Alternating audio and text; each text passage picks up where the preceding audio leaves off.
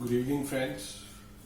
Today we are going to talk about the components of money. Till now, we have talked about what is currency, what is money equivalent, how do you print money, who prints money, when they print money, for what purpose they print money. That we have all studied. We talked about functions of money.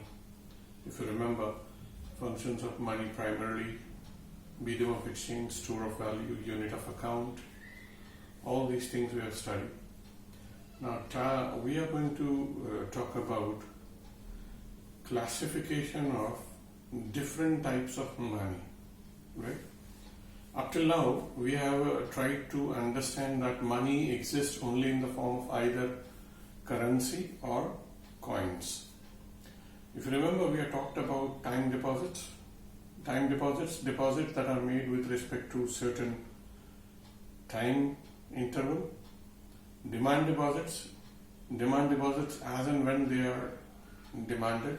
Those are those kind of deposits that we have talked about. Time deposits, FDs, and demand deposits, DDs, and so on and so forth. Now we are trying to classify the money. It is denoted by M1, M2, M3 and M4. These are the four components of money, four different types of money, or four different forms of money that we can call it as. Now let us try to understand what they exactly mean. Now here the classification is done on the basis of functions of money. Definitely. Money is not work. Money does not perform in isolation. It performs depending upon the type of the function it undertakes. And broadly, there are two types of functions. Either it performs a medium of exchange or its store of value. In other words, money is either used for exchange of goods and commodities, or money is used to maintain the value of intrinsic value, inherent value of money. That's all we have tried to understand. Okay, money performs the function, either it is used as a medium of exchange to buy and sell goods and services, or it is used to maintain the inherent value of money. In other words, I want money so that it is used in a future date. Here, medium of exchange, the money is used in present times. According to store of value, whatever money is performing the function of store of value, this money is used in a future date. That is the difference. So what does M1 mean?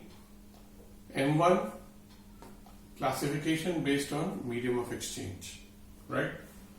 C plus DD plus OD, where C stands for currency with the public. Whatever currency you see with the public in the form of notes, coins, and cash reserves on hand with all the banks. Whatever cash reserves are there with the banks, whose money is it? It's the money of the public that is there with hands, which they use as reserves. Now, why reserves? Say, for example, if RBI increases the CRR rate, CRR rate is that rate at which banks keep some part of their money as security with RBI. That is what we call it as CRR.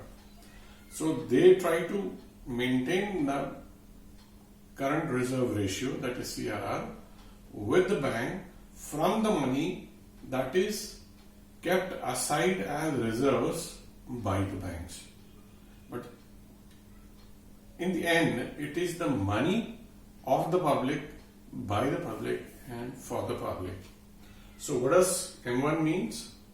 M1 means C plus DD plus OD, where C stands for currency with the public in the form of notes, coins, and reserves that are held by banks, which ultimately belong to the public. DD, demand deposits with the public in the commercial and cooperative banks. Like I told you, what are demand deposits? Demand deposits are, say for example, DDs, which are deposits which are made against certain demand. right? What is that demand? That I want this money to become this much of money at a certain period of time, right?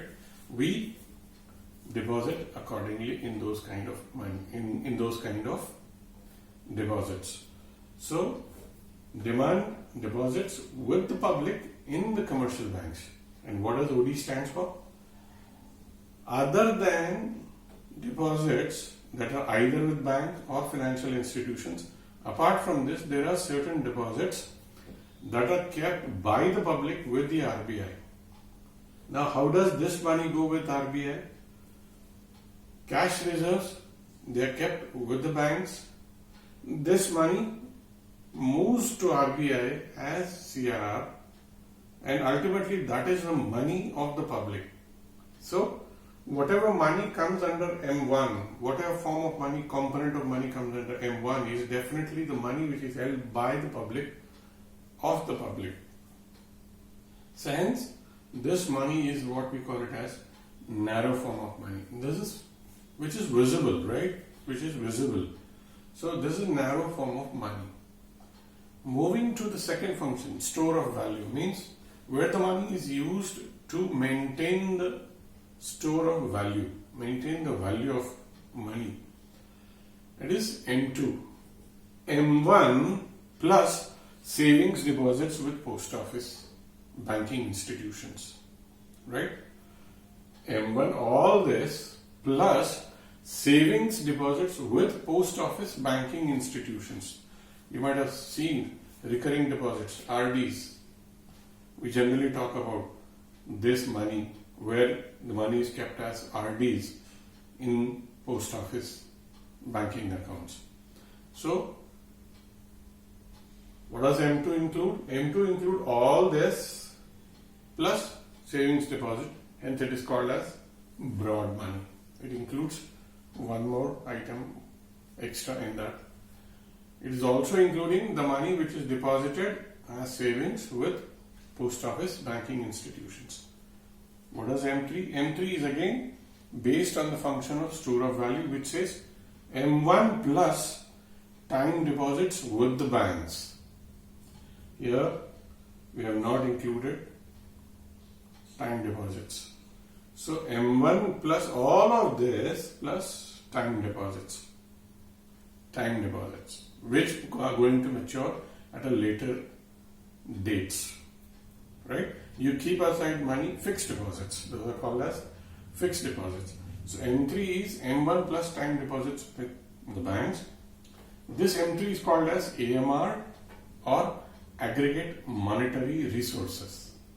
Right? Aggregate total monetary resources. Say for example, if you want to push money into the bank, into the system, economic system, to overcome out of recession, government or the RBI may push M3 money into the system to lift the economy to get out of recession. So you might have come across a lot of news saying that M3 money is being pushed into the system. That means what? You're pushing currency, you're pushing coins, you're pushing deposits, you're pushing post office saving deposits and also time deposits. Means whenever an RBI pushes M3 money back into the system, it's a clear sign that recession is at its peak. Recession is at its peak. That means situation is very, very critical. M4. M4 means M3 plus total deposits with post office savings organizations, excluding contribution to national savings certificates. Right?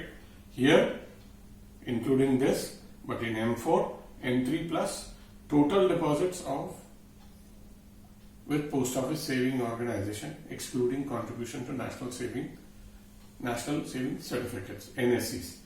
So, M4, last resort. So, these are what we call it as components of money. M1, M2, M3, M4.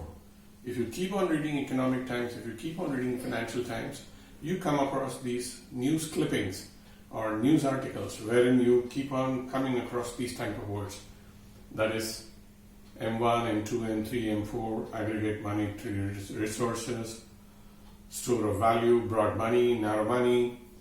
Don't get confused. These are terms that are used, right?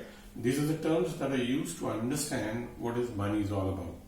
So broadly, when you develop an interest in finance, there is no better place than finance. Thank you. That's all for now. Take care.